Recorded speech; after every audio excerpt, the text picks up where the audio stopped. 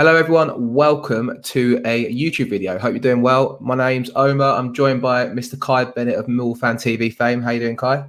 Yeah, very good, thank you. Very good, thank you. Yourself? Yeah, not bad. Friday afternoon, so I can't complain too much. I am stuck indoors at the moment, but I think we all are most of the time anyway. But the weather's looking good for the weekend, so yeah, everything's good otherwise. But mate, the reason I've invited you on today anyway onto our YouTube channel is to talk about last night's game. So if anyone's been living under a stone or doesn't really keep up with Millwall news online or the under-23s in general, Millwall travelled to Champion Hill yesterday, and it was a 2-0 victory over Dulwich Hamlet in obviously their first kind of pre-season game of the summer. So Kai, just initially give me your thoughts of the game and what did you make of the day, and obviously going to see a game in person. I was great. It was my first Millwall match for 18 months in person. And it was just good. It was good to see the 23s. A lot of trialists on show. Quite a few ones that look quite good as well. Some of them that you could see it there, maybe a bit young for the 23s, but a lot of them looked good quality. You had your normal names like Jaden Davies, Sean O'Brien involved, Joe Wright, who all played well. Sean O'Brien, he reminds me a bit of Jack Grealish, that sort of character. He just looked class on the ball, runs at the defences, receives it on half turn. He scored a very, very good goal for us yesterday. So yeah, it was a really nice evening out, and yeah, it was a good win for the 23s. Nice. I mean, Dulwich Hamlet, I think I'm reading through their team. I don't know too many of their players, but I recognise Jack Holland, I think, from Bromley, if I'm not mistaken. Yeah. I think he's a new player for them. But it looks like it was probably maybe like their first team out there, wasn't it? It wasn't like their reserves or anything. It was what they've got at the moment, I guess, at this stage pre-season. Yeah. They I saw something this morning saying they're only going to have 17 players this year. I think they're just COVID and stuff, and they can't afford other. But Jack Holland, he really held his own yet last night. I've seen him a couple of times for Bromley, and he just caused us problems in that first half. We just couldn't quite get our attempts off. And they had also a really experienced right back as well. So between the two of them, they sort of shut any potential attacks down quite quickly. So we struggled probably to create anything open and proper decisive chances in the first sort of 25, 35 minutes. But so after that, I think we started to break them down a bit more. And then as the game drew on, they got more and more tired. And obviously we found the net just before half time. I don't know whether it was just something, they knew it was nearly half time. They just switched off a little bit. But yeah, it was a good strike. And he sort of turned off his marker. He's got in between the midfield and the attack and midfield and defence. And no one's really tracked him. And he's just been allowed to run and struck into the bottom left-hand corner. So yeah, it was a good finish. But Dulwich Hamlet, very experienced side, a couple of trialists themselves. One player that did stand out for me from them personally was AJ Harris-Seeley, I think his name was. Yeah. Really young player, really constant thorn in the Millwall side last night. The one that looked like they were going to always create something if Dulwich Hamlet were to score. But yeah, so he was probably their stand-up performer yesterday.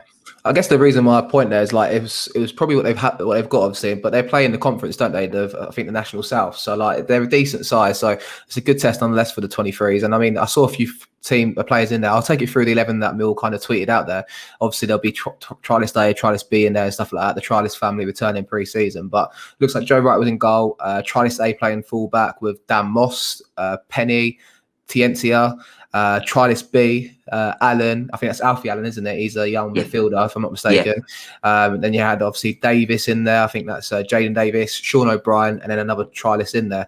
I mean, obviously a couple of players on the bench as well. Briscoe, I think it was Gilmore as well, the young goalkeeper.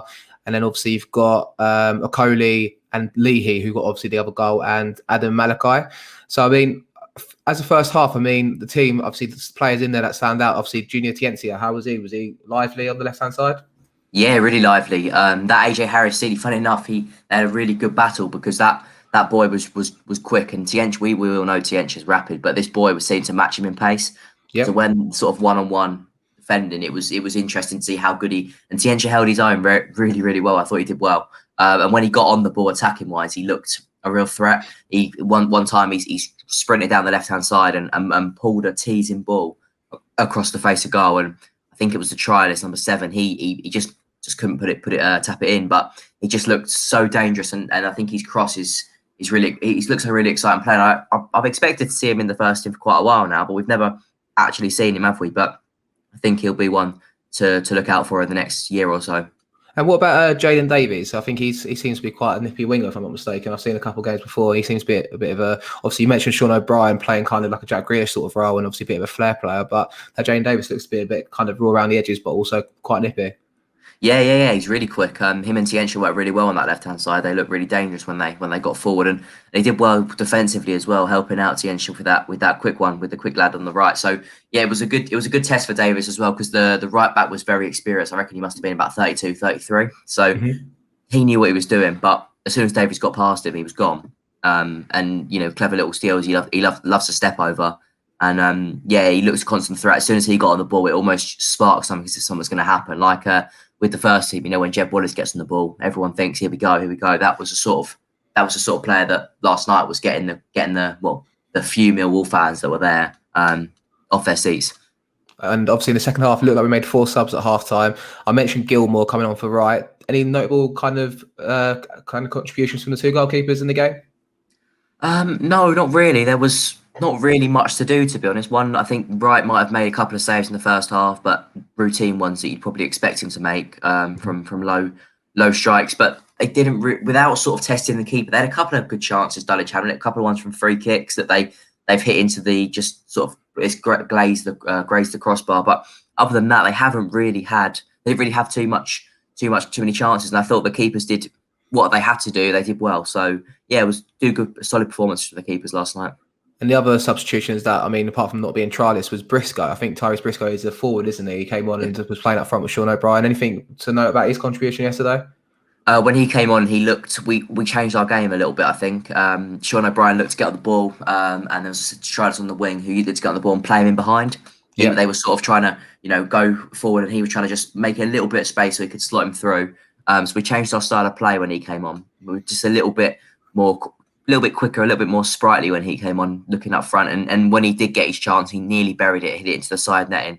But a good little bit of skill from him to get into the position. But yeah, he looked a constant threat when he came on against the 2 centre backs that I know were obviously. I think Jack Collins must be 34 by now, mustn't he? So he's aging. So he looked to play on his sort of side and try and get in behind and try and beat him for pace. And finally, last sub in the second half that's on here, I could see anyway, was obviously the goal scorer, Tom Leay. I think you mentioned it in our group chat last night with me and Mickey, but you said it was obviously a great goal, well taken, a chip from outside the area. By the looks of it, he also had another opportunity when he first came on, but he obviously seems like a quite lively kind of attacking player there. Yeah, he looked really good. The goal came from a mistake from the goalkeeper. He just sort of he's passed it straight to him. I don't know. I think he's tried to pick out the left back, but he hasn't wrapped his foot around it enough. And he's picked out Tom Leahy from about 25 yards out. And Leahy's just literally just a lovely little dink over the keeper. And it looked like it was going to go over at one point, but it's really dipped really well. And it was a great finish. And, it's probably one of them ones that if he misses it, you probably think, oh, mate, that was a good chance, that. But when he scores it, you think that's a really good finish, that. And it was a really good finish. And he's taken it so well. He didn't panic. He's just taken a touch and just and lifted it over the keeper. Yeah, really good finish. And I thought he looked really lively when he did come on.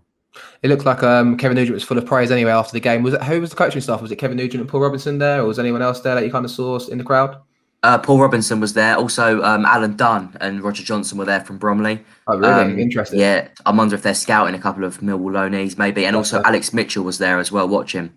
Nice. That's good to know that obviously he's there supporting the lads. Obviously, he's been a 23's player himself normally, isn't he? But yeah, it's interesting that Bromley are there. Obviously, they had Mitchell last season. Maybe they were talking to Mitchell again to get him back on loan, see what his situation is. But obviously, I imagine a few of them, like we said, playing against the Conference South team yesterday, obviously Bromley being the conference, is kind of like a good tester for them to see what they're like.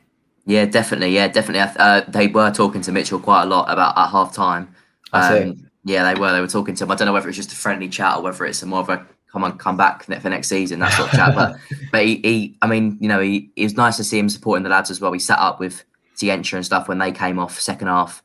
But yeah, it would be that's sort of probably that gap in difference between, it'd be good to see for Bromley's side, because Dulwich Hamlet, I think, were in the National League last year. I think they got relegated. So they know that they're decent standards. So if Millwall can beat them, the U23's, they might be trying to pick out players for the Bromley side. So yeah, definitely a chance for any players that were playing last night to maybe get onto on loan at Bromley. Definitely. I mean, just to read what Kevin Nugent said on the official club website after the game, he said it was always nice to win games, but more important was the physical exercise. We have small numbers and a few trialists in, so we haven't had an opportunity to work on much, but it was really pleasing. It's the first game for them, and some lads have played 45, some 90, but it was a lovely pitch, and Dulwich have been really hospitable with us. Having a few fans in was fantastic as well. We're not getting carried away, but it was a good win for us. Dulwich are a good side. I've seen a few games of theirs, and they're strong and competitive. Because of the numbers, we are reasonably small. We're looking at games, and when we can fit them in, the boys will be fit and ready to go for the season, though whatever the situation. I think on here they've also mentioned a game coming up on the 27th. I think next time they're in action when we go to Eastbourne Borough.